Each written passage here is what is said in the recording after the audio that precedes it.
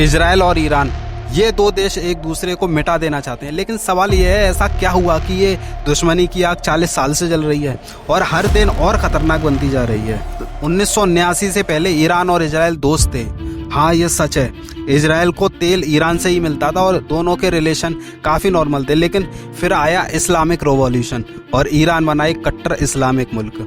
अयतुल्ला खुमैनी ने आते ही इजराइल को जायोनी राक्षस कहा और तब से ईरान का ऑफिशियल स्टैंड है Israel must be destroyed. Israel को लेकर एक धार्मिक मान्यता भी है। इजराइल को लेकर यहूदियों की एक प्राचीन मान्यता, उनकी पवित्र किताब तोरा और बाइबल में लिखा है कि यह जमीन उन्हें खुद ईश्वर ने दी है। इसे प्रॉमिस्ड लैंड कहा गया है। मैं आपको कुछ वर्ष दे रहा हूँ जिसमें ऐसा लिखा है। जेनेसिस 15:18 में लिखा है, मैंने यह देश मिस्र की नदी से लेकर यूफ्रात नदी तक तेरे वंश को दिया है। जेनेसिस 17:8 में लिखा है, यह कनान भूमि मैं तुझे और तेरे वंश को सदा के लिए दूंगा। ड्यूटेरोनॉमी 30:5 में लिखा है, परमेश्वर तुझे उस देश में लौटाएगा जो तेरे पूर्वजों का था और तू फिर उसे पाएगा। इजराइल का मानना है यह जमीन उसका धार्मिक हक है, जबकि ईरान इसे एक कब्जा मानता है और कहता है कि यह फिलिस्तीनियों की जमीन है।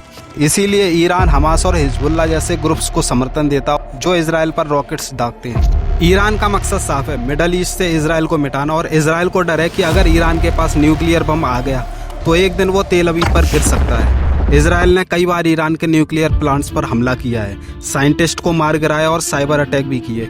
इस दुश्मनी में अब अमेरिका, रशिया और अरब देशों की भी एंट्री हो चुकी है। ये सिर्फ दो देशों की लड़ाई नहीं है, ये धर्म, जमीन और अस्तित्व की जंग है। क्या ये एक दिन ये दुश्मनी पूरे विश्व को युद्ध में धकेल देगी?